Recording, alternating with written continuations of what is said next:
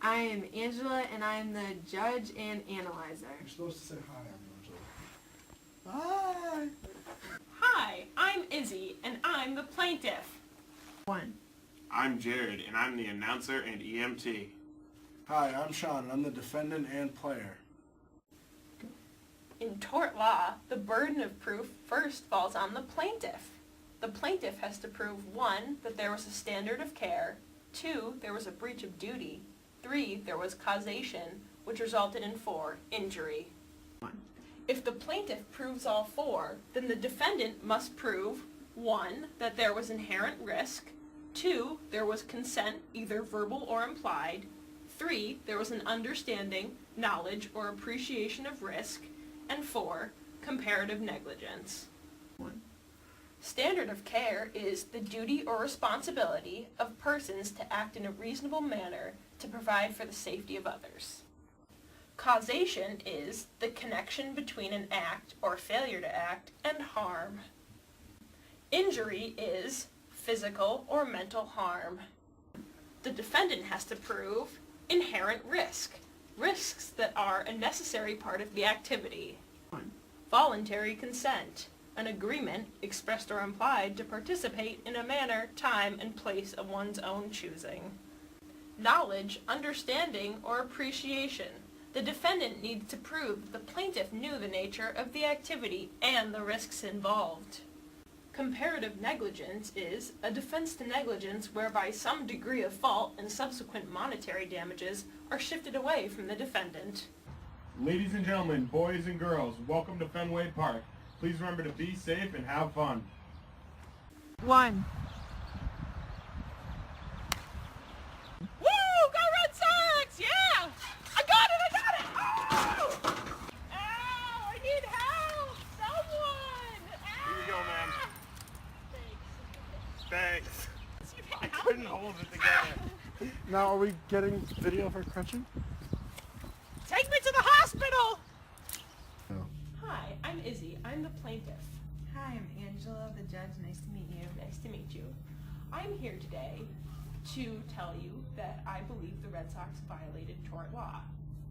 So, I was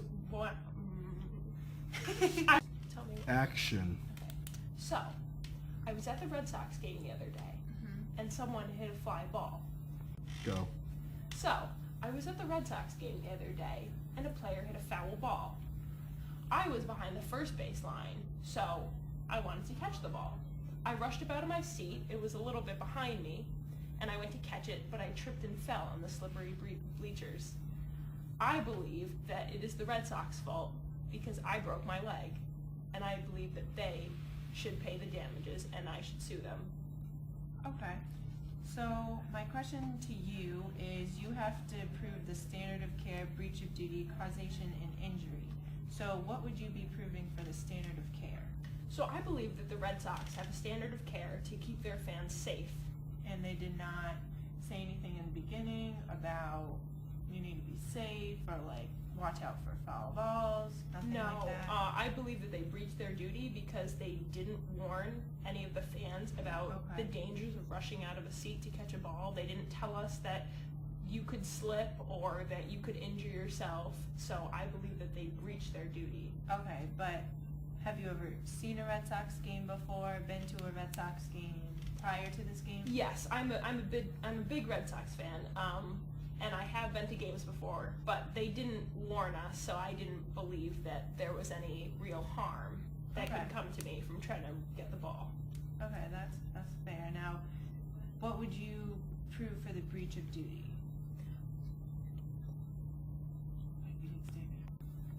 Action. Okay, Izzie, so for the breach of duty, what you're saying is that the Red Sox didn't warn you in any way that it would be unsafe to leave your seat and go to try to catch the foul ball? Yes. Okay. Now, what would you be proving for causation? Well, since they didn't warn me, I did try to get the ball, and I slipped and fell. So there were no, like, signs around saying, watch out, nothing? You had no idea? Nope. Okay. If there were signs, I would not have done it. So. Right. Okay. That's fair. And how about injury? The last proving point. well, I actually broke my leg on that fall. So, Oh, wow. put And me was out a there lot. anyone from the Red Sox that was there to help you? yes, their EMT did arrive quickly, but doesn't change the fact that I broke my leg.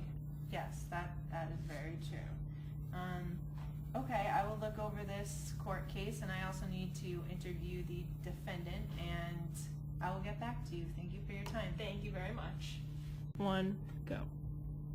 Hi, I'm Judge Angela. Nice to meet Hi, you. I'm Sean. I'm the defendant. Nice to meet you.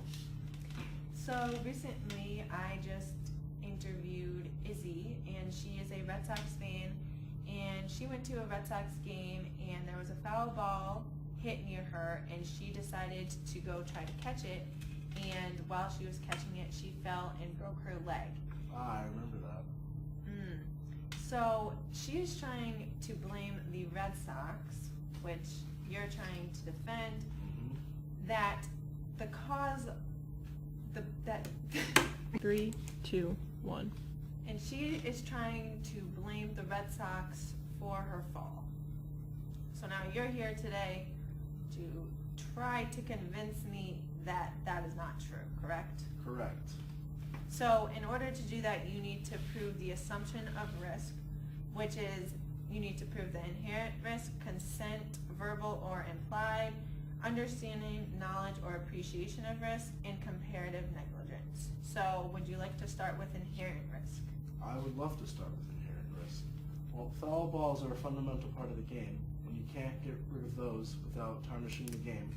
So there's the inherent risk. That is true. She gave her consent by buying a ticket and sitting in the seat. She never got up. She didn't want to switch her seat. She stayed there for the game. Okay, now my question to you is that was there anything on the ticket written in the back? There was stuff on the ticket. There was, so there was like consent on the back explaining about foul balls, There even though was. you didn't say at the game. Correct. There was. Correct. Okay, that's very interesting. That's a good point to prove. Okay, And so what about understanding, knowledge, or appreciation? understanding knowledge or appreciation of risk. Izzie had been to games before, so by her coming to games before, she knows that foul balls are a part of the game and that they can go into the stands and they Correct. can hurt people. Yeah, that's very true. And how old is Izzie? I couldn't tell you, probably 18 years old, Okay. maybe 17. She's old enough. So she's not, old enough. She's not right. a young buck. Right, she's not a toddler and has no idea what a baseball is. Correct. Okay. She knows that they're hard and they can hurt. Yes, that's a good point. And how about for the fourth thing that you want to prove, comparative negligence?